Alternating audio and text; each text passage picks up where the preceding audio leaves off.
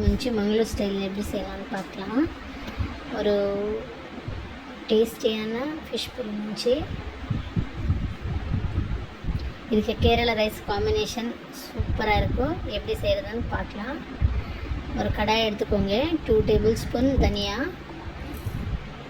1 table spoon ஜீரகம் எடுத்துக்கோங்க.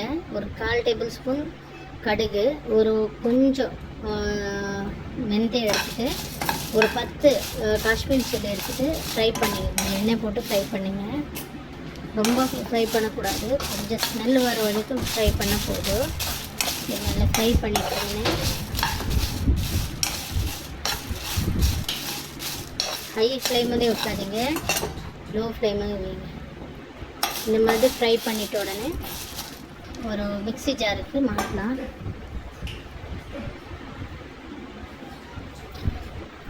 இந்த மிக்ஸி ஜாருக்கு மாற்றலாம். மிக்ஸி ஜாருக்கு போடும்போது ஒரு 4 பொண்டு பூண்டு, அதுக்கப்புறம் ஒரு பீஸ் சின்ன பீஸ் இஞ்சி, ஒரு வெங்காயம், ஒரு லெமன் சைஸுக்கு புளி, அதுக்கப்புறம் கொஞ்சம் ஒரு டேபிள் ஸ்பூன் ஓமம், அதுக்கப்புறம் மஞ்சள் தூள் இவ்வளோ போட்டு தண்ணி ஊற்றி அரைச்சிக்கோங்க. ஃபைன் பேஸ்ட் ஆகும். இப்போ பாருங்கள், இப்போ ஃபைன் பேஸ்ட் அரைச்சிட்டு வரலாம். இதுக்கு நான் கொஞ்சம் தண்ணி ஊற்றிட்டு அரைக்கிறேன். இது ஃபஸ்ட்டு தண்ணி ஊற்றாத அரைச்சிட்டு இருக்கேன். இப்போ தண்ணி ஊற்றிட்டு ஃபைன் பேஸ்ட்டாக அரைச்சிட்டு வரேன். ஒரு கடாய் எடுத்துகிட்டு அதுக்கு 4 டேபிள் ஸ்பூன் எண்ணெய், இந்த அரைச்ச மசாலாவை அதுக்கு போட்டு நல்லா மிக்ஸ் பண்ணிங்க. இந்த மிக்ஸ் பண்ணிவிட்டு அந்த ஸ்மெல் போகணும், பச்சை வாசனை போகணும். நல்லா ஃப்ரை பண்ணிட்டு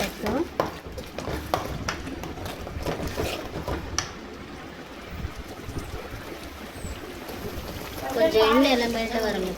அதுக்கப்புறம் மிக்ஸி ஜாருக்கு கொஞ்சம் தண்ணி போட்டு நமக்கு தேவையான தண்ணி போடணும். ரொம்ப தண்ணி பண்ணக்கூடாது, ஓரளவுக்கு திக்கி இருக்கணும். ரொம்ப தண்ணி பண்ண நல்லா இருக்காது குழம்பு. பாருங்க, இந்த கன்சிஸ்டன்சி கொடுக்குறேன். இந்த திக்காக இருக்குது பாருங்க. இது நல்லா கொதிக்கணும். இது கொதிச்சிட்ட மேல தான் நான் அதுக்கு மீனே சேர்க்கணும். கொதிக்காத போடக்கூடாது. நல்லா கொதிச்சிட்ட அப்புறம் அதுக்கு நான் மீனை ஆட் பண்ணேன்.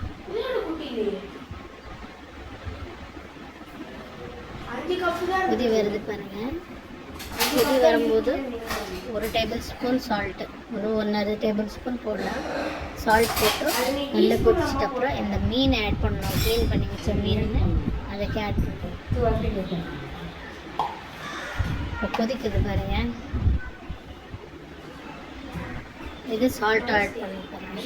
Salt 1 table spoon.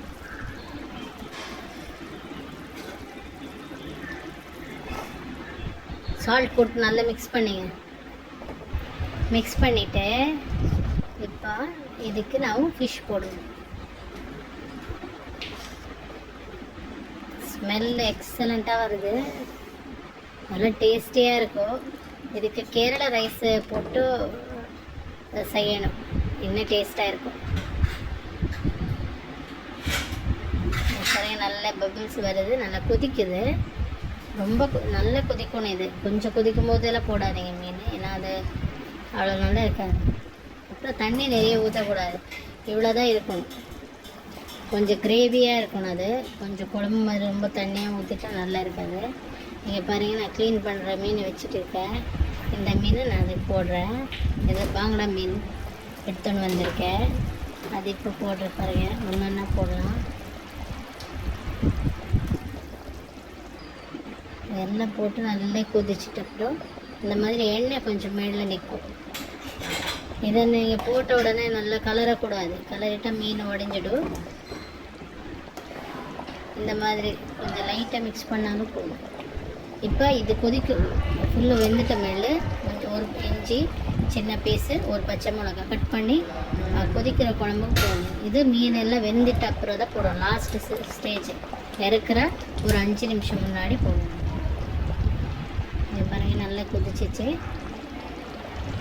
இந்த இஞ்சி பூண்டு இஞ்சியும் பச்சை மிளகு போடும்போது கொஞ்சம் கறிவேப்பிலை போட்டால் நல்லா மணமாக இருக்கும். பாருங்கள் ஃபிஷ் புடிமிஞ்சி ரெடி. சாதம் கூட பிசைஞ்சு சாப்பிட்டா என்ன டேஸ்ட்டாக இருக்கும்.